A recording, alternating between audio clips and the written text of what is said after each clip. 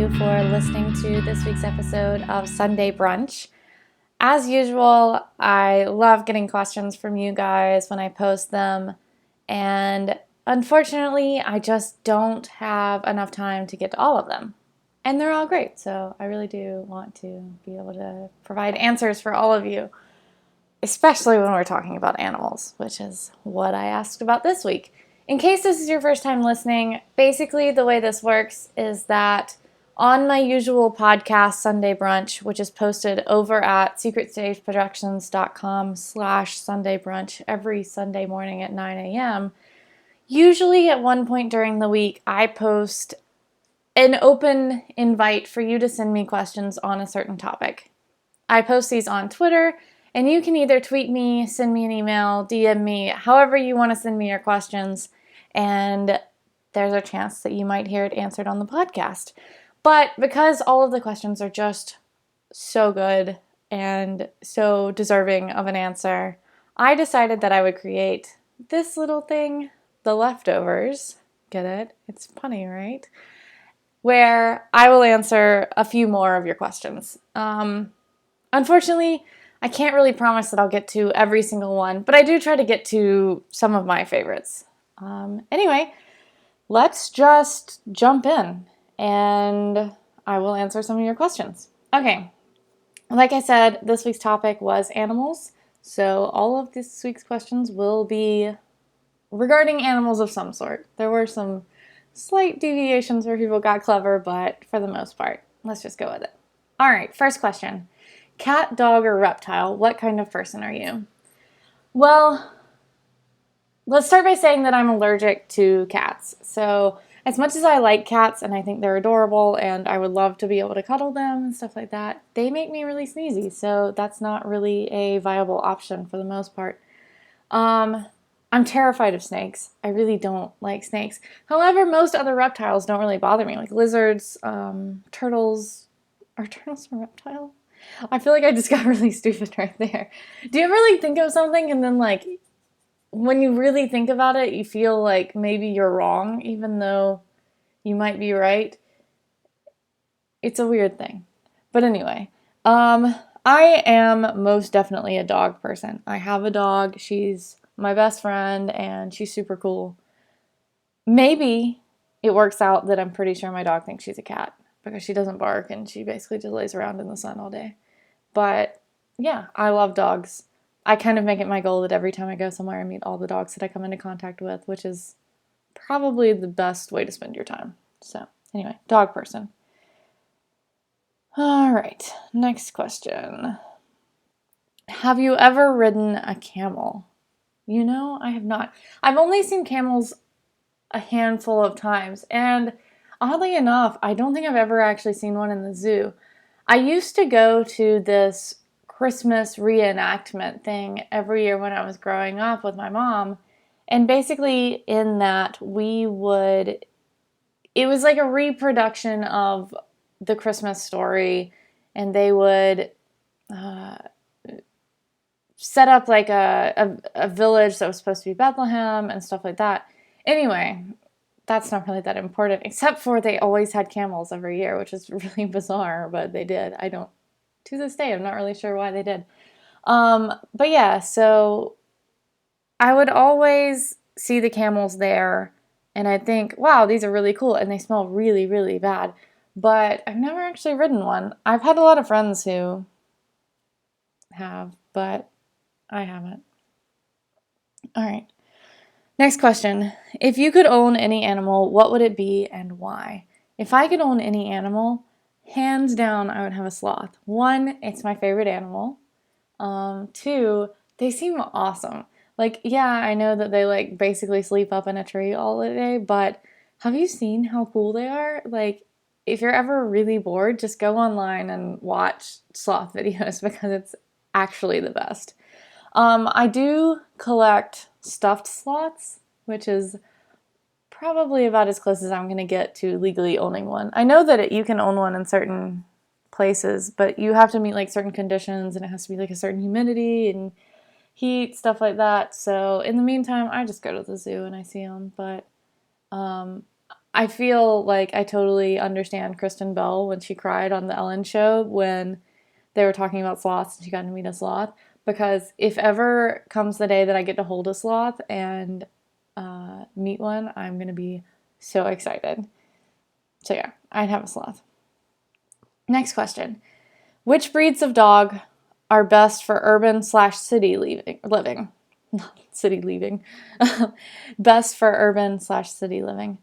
I would say that if you're going to live in the city, I do something small and something with a good temperament. Most of the time, if you're living in an urban environment, you're going to be living in an apartment or a small space. And unless you have a yard or somewhere for a larger dog to run around in, it's just simply not fair and it's not healthy for them. It's also just not going to be good for you because they're going to require a lot more attention, things like that. So I would say having a small, low maintenance dog is good, especially if you are renting. A small dog is much less likely to mess up walls, things like that. Like, yeah, they might chew up stuff and things that you can't really, stop without training. Like, a small dog can still cause damage, but a large dog, you're going to be limited to where you can live because there are weight restrictions, things like that. And it's going to be harder to get out and walk them if you're on the sidewalk. If your dogs are anything like mine, my dog does not like going to the bathroom on sidewalks. So I always have to be very aware of where I'm living and where I can walk her. So making sure there's some sort of like greenery that she can do her business on is pretty important. Personally, I have a pug mix dog. She's very calm. She doesn't mess up things, and I think a big part of why I like having a smaller dog is just there's simply less hair to shed. Like, yeah, my dog sheds, and it's kind of a pain because I have to keep it clean, but I'd have to do that at a house anyway. But since it's an apartment, I'm gonna have to clean it when I move out, as is. Having a smaller dog just simply means less hair to shed. So I know that's kind of a strange reason, but it just is. If you could get/wanted another dog, what breed would you want? Okay, so if you know me well, you know that I really love pugs. But I'd be worried about getting one. I know that they can sometimes have health problems and things like that. So I know it might be a little selfish on my part, but I'm not entirely sure that I would want to take on that responsibility of medical bills and things like that. If I were to get another dog, man, I haven't really thought about it. I really love Shibas. They're just really cute. I don't know. My dog is a mix, and I've had really good luck with that. She's healthy, she's calm, she has the best characteristics of both breeds. And she was a rescue, and I really liked that she was a rescue, and I would probably only do rescues in the future just because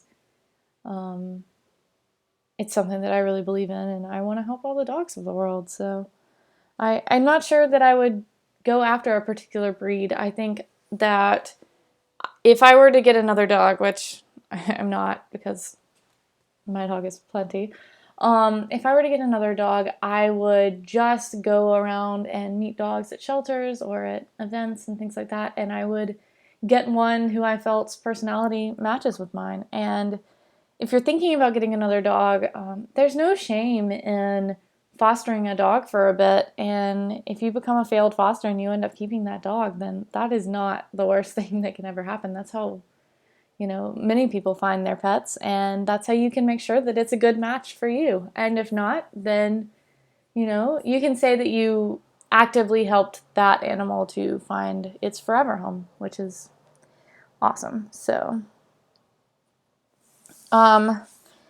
if you could have any unconventional animal as a pet, what would you choose and why?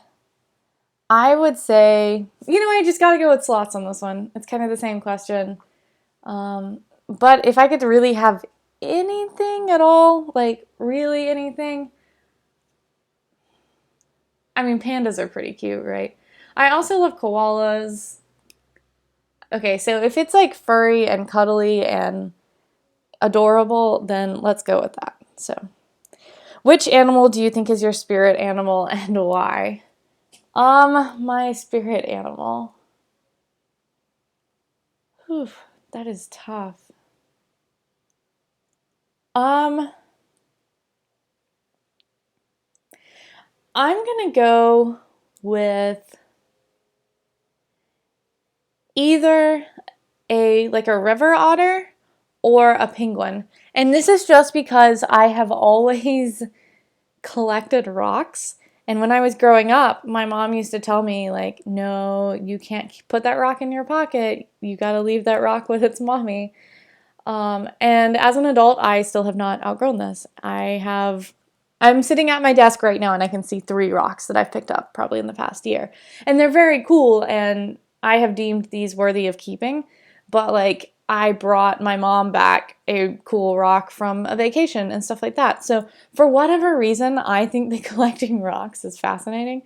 And so since penguins and river otters both tend to collect rocks, I say I would probably go with that. I just feel like that's the most accurate. It's a little bizarre, I know. Anyway, that is all that I have time for this time.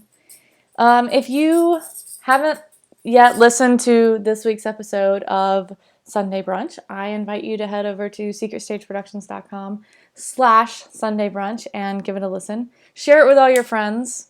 Send us your questions next time so that we can answer them. And have a great rest of your week.